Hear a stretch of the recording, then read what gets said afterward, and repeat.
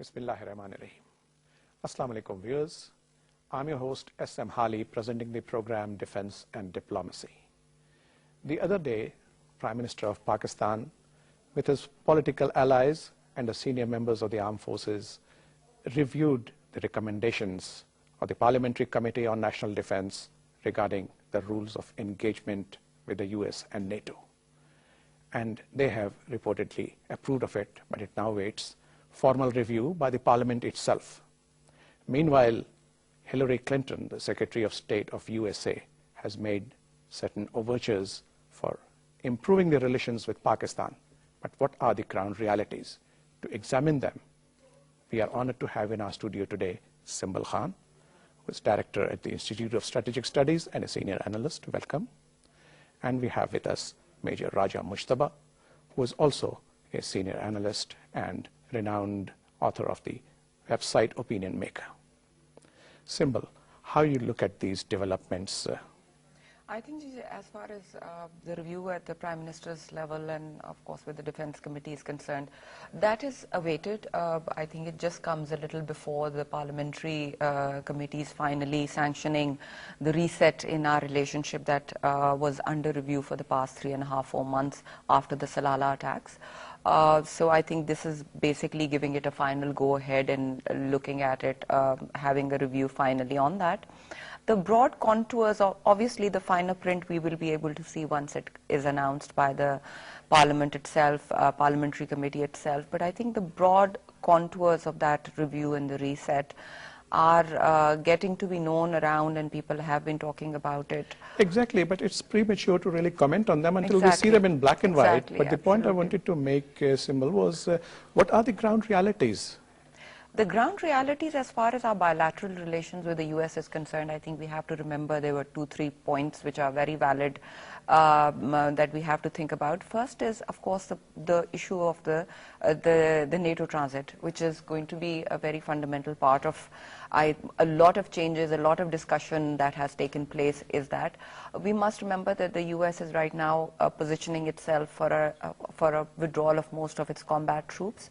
Some sources are saying that this withdrawal is being moved ahead of even the 2014 date to 2013, that most of the combat troops have to leave. And it's not just the US, most of the NATO countries are going to match up the date also and try to move most of their hardware, military hardware and troops out of Afghanistan. That would require Pakistan's cooperation in a very, very significant way. They have been debating and they have been discussing the northern distribution network, which basically are the routes, 3 or 4 routes out of Central Asia into Russia and onwards to Europe, which is a very long route. I think today in the newspaper we've heard that they have gotten the Russians to agree to provide transit facilities at another airport somewhere in close to the Volga River. There is a Russian airport which is going to be made available to the NATO specifically for this purpose of transit out of Afghanistan. But I think the value of the Pakistan route remains high. We've just recently seen the visit of the German defense minister. I think the French and the Swedish were here about 2 days ago, even the British have been making those overtures. The European NATO countries are very keen to see the restart of the NATO transit because they also want to position themselves to get their troops safely out of Afghanistan. Right. So, Major Saab, Simbal Khan just mentioned about the ground realities being interrelated with the extrication of the international troops from Afghanistan. And she hinted, and I suppose it's in the air, that it could even occur earlier than 2014. But the current events which have taken place in Afghanistan, for example, the assassination of 15 family members and by a US soldier and so on, these complicate matters. In fact, there have been a very, very serious protest rally asking the Americans to quit as soon as possible. You see, we all plan, but there's a course of nature which takes place, you know. Man proposes, God disposes. And today what Americans have done for themselves, the American arrogance is going to lick the dust. It has virtually come to that now. You see, first of all, they were here with a very arrogant mind, with very dominating sort of a posture, and they want to dominate everything and give you a very sort of a wild signal on 9/11 Are you with us or are you with the terrorists? If you don't, then we'll bomb you out into the Stone Age, you know. So that sort of messages were coming. Now, America is one country which will listen to you if you have your feet firmly on the ground. If you talk to them with the light feet or with something trying to appease them and please them, they're going to kick you. So since Salala, a definite change has come in the American attitude towards Pakistan. They tried all their means of coercion and arm twisting and things like that, but they even threatened to impose economic sanctions. Well, we have been living through economic sanctions. If they do, it will be nothing new to us. And today they need us more than before, even to withdraw. To enter Afghanistan was one point, and extrication is much more complicated. They have to withdraw in a manner that they leave Afghanistan as per their desired thinking, whatever they have. And that cannot be possible unless Pakistan comes on board. Right. Let me come back to Simbal. Afghanistan is your forte, and you've been following it very closely. If you recall, in 2001, just after 9/11, when the Americans were contemplating an attack, the Taliban then were talking about negotiations. They were even willing to let Mr. Osama go to a neutral Islamic country and saying that you just present the evidence you have against him being involved in 9/11 and he's yours. But the Americans, as Major Saab just said, in their arrogance, they conducted the Operation Enduring Freedom, or whatever name they gave. And now, after that, to quote Shakespeare, let loose the dogs of war and cry havoc, all hell has broken loose. But now they are back to the negotiating table. How do you look at that? Yeah, I think there wasn't, as you have just said, that after 9/11, enough time wasn't given to negotiations with the Taliban to deal with the whole issue of Al-Qaeda at that point, or extrication of Al-Qaeda out of Afghanistan. I think Pakistan has a very, very kind of a legitimate position on that. We've had that position after 9/11, that there is no military solution to the issue, that Afghanistan has to be seen from an issue of, basically keeping the whole history of Afghan problem in mind, seen from the light of a conflict resolution, that war will never be the answer to the whole issue. And I think Pakistan's position has been vindicated after 10 years. We have consistently maintained that. We've had to face a kind of international backlash over this issue, because Pakistan has been consistently saying, although we have supported the US, we have supported the NATO countries and the international community on this war inside Afghanistan, and we've tried to stabilize Afghanistan, but at the same time, at every level, we have continued to say that there is no military solution to the problem of Afghanistan, and there is no military solution to the problem of the Taliban also, or the war with the Taliban.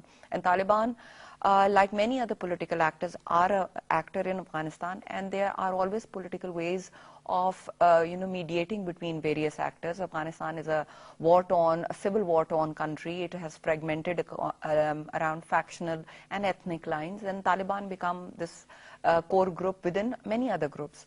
And I think our position today stands vindicated, because now the whole international community is talking about negotiations with the Taliban moving forward. So I think we have a principled stand on that. Absolutely. Couldn't agree with you more. But Major Raja Mujtaba, you mentioned that the Americans were arrogant. But the important thing is that the Americans need it. They need us badly, because they have to not only extricate themselves, they know that we can play a role using our influence with the certain pressure groups which are over there. Not that they are allies, but we have had traditional relations. But on the other hand, Pakistan's hospitality has been abused as far as supporting the Americans are concerned. If you read that book, The President's Secret Wars, it talks about the CIA agents being positioned in Pakistan in the garb of the reconstruction and rehabilitation workers just after the 2005 Earthquakes, yes. Raymond Davis affair, and then Salala, OBL, all these things point out towards an abuse of our hospitality. You see, one thing that we have learned, and we must take lesson from it, that Americans are friends to nobody. They are friends to their interest only. If it comes to killing somebody who has been their ally, they will not hesitate to do so. Number two, today America, the cards are being called from Tel Aviv and not from Washington. keep that also in mind. So the entire this 9/11 episode and all that which developed was basically all came up from Tel Aviv and not from Washington, and Washington was dragged into it. If you notice take a note of the Netanyahu's latest statement that if you don't support me on Iran, I can sway away 80% of your votes. So what is that? That is arm twisting of the American president elections, you know. So we must keep all these things in mind when we are on a much broader canvas. Today, the Salala thing that they did, because that has become a major turning point after Raymond Davis. Daily Telegraph reported that this is a suicide that Americans have committed by attacking Salala. The immediate response was to closure of the NATO routes.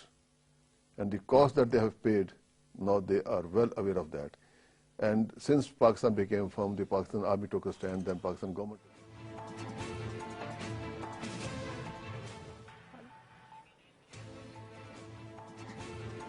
नाज़रीन आप It's being swayed about the murder of 16 Afghans in Kandahar. Believe me, it's just a blip for a little short time. It doesn't really figure in a major way there. Actually, I read an article only the other day in the Wall Street Journal which says that Afghanistan may cost President Obama the elections. I have my disagreement over Anyway, it. But what's yeah. your opinion, sir? You see, Obama came with the promise of change. And the change was, first was to close the Guantanamo Bay prison, which he has failed. Then it was the withdrawal of the troops from the war, no wars, even that he has failed. And now he's trying hurriedly that he must be able to retrieve his image. And that retrieval is being hampered or being resisted by Tel Aviv very powerfully. But Obama has to, if he cannot bring this change, so then it means he has lost his face and he will be finding it very difficult to contest the coming elections. Killing of 16 Afghan civilians in Afghanistan, to us, it means a lot. To us, it means a lot. Burning of the Holy Qurans, to us, it means a lot. Burning of the Quran united the Muslim sentiment, not only in Afghanistan, but all around the world, you know. Killing of those 16 soldiers, that brought in sort of 16 civilians. 16 civilians, that brought in sort of a blood unity within the Afghan tribes, you know. Because if they are killed, somebody else is also being killed and things like that. And it all is happening, and now these things which are happening, which is happening beyond the control of American thinking, you know, they are happening. And the Americans, by and large, the population has been under the pressure of economic depression, you know. They are more concerned about the economy, and then they link that economy with the wars going on in Afghanistan or Iraq or elsewhere or things like that. Then they become as the tangents, you know, into that. And what happens is when they try to link that Afghanistan, because now the Occupy Wall Street, what was that? And that they raised all sort of placards, no war, no this, no that, and throw out the 1%, let the 99% come in. So these are all the effects which have taken shape, a major shape in the shape of Occupy Wall Street. So eventually, American public, which is more by and large, I agree with Simbal Khan that they are not much aware of it. If they are made aware, they will feel concerned. But they are not being made aware because CNN what tells there is different, Fox News what tells there is different, what they go with to the international audience is different. The main viewership is Fox News is the biggest viewed, and how much of the coverage and the spin that they put on everything. I mean, yes. I don't think the American public is quite insulated from the view of the world. And the other thing, just to come back to this issue about the killings in Kandahar, the murder of the civilians, even with a lot of reports that are coming out now and interviews that are coming out, even for the Afghans, you know, it's shocking to us that a soldier went there and killed these people in cold blood. But for the Afghans, it is so related to the night raids, the night raids issue that has been going on. So many times these people are going in almost daily, about, I think, 500 or 600, times a month or something. They're going into homes and kicking doors open, and so many of the innocent people get killed. For them, it's a daily issue. And it has not had the same impact, believe me, as the Quran burning had. And, you know, although the world was expecting expecting that the impact of this killings by this lone soldier would have a bigger impact. It hasn't, because people in Afghanistan are used to facing this on a daily basis. Every night, late night, early morning hours is the time when U.S. Special Forces soldiers kick doors open, there are women and children there, and so many times people are surprised and they get shot at that point. So for them it's a daily occurrence.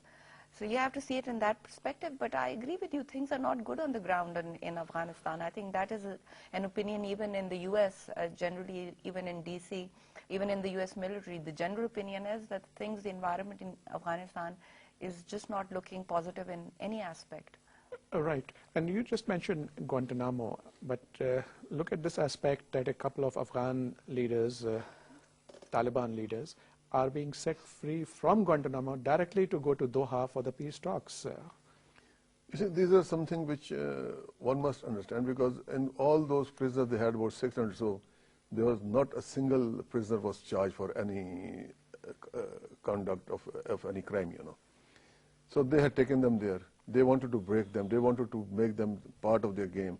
Some were relaunched via Afghanistan into Pakistan, which became in the shape of TTP then, and things like that. Now these two gentlemen, those who have been released from there, they have been brought to Qatar. I'm sure they must have been brainwashed to the extent that they are going to support the American, facilitate the American withdrawal or formation of some sort of face-saving government in Afghanistan. But will those Afghans be accepted to the people back home in Afghanistan? That is the question. If they don't own them, if they don't accept what they talk over there, then that exercise will again run into futility, you know. Right. So, Simbal, since you are a specialist on Afghanistan, how do you look at this overture of setting up or permitting the establishment of a Taliban office in Qatar? I think this was going on quite in a systematic way for the past year, at least year and a half, these kind of discussions, the indirect contacts between the Taliban. We kept on hearing about it. There were meetings arranged by the Germans and obviously facilitated to an extent by Pakistan also. In Europe, in Germany, between the U.S. State Department people and then I think some other people in the U.S., maybe from the military or the Pentagon, directly with the Taliban. But this issue about, I think this was one of the initial demands that the Taliban themselves have put up, is the issue of the release of at least 4 or 5 people in Guantanamo Bay prison. These people that we are talking, I mean, I've read their profiles. These are some, at least 3 or 4 of them are very prominent Taliban commanders. And one of them was, I think, a commander in Herat. I think not just a commander, he was a governor in Herat in Taliban time. There is one who was a deputy foreign minister. There was one who was a deputy defense minister. Taliban, people who during the Taliban era were of prominent level, and they've been now in the prison for the past 8 or 9 years. And I think this was a demand that the Taliban had made, kind of a CBM.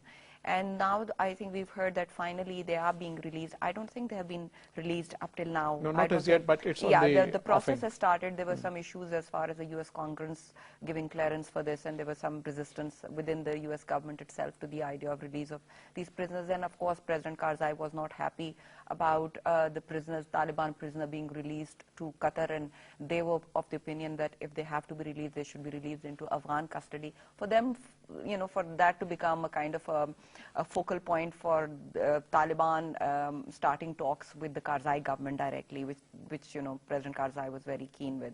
But I think this is one Qatar process. We will see some movement forward in that process.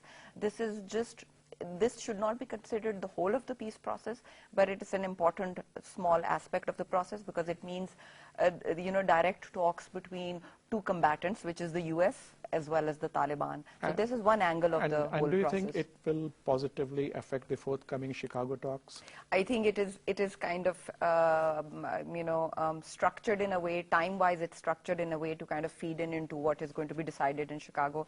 It is very important that the plan that President Obama has set out, and there is a whole big element of the plan, is a political reconciliation with the Taliban, because the whole withdrawal is based partly on that there is some progress on the political reconciliation with the Taliban can be brought into a wider, stable Afghanistan structure. So I think he has to show some progress till at least Chicago summit. We don't know if they are going to work out or if they are going to be success in a long term. But President Obama has to show success. Right. So viewers, with that we come to the end of this debate.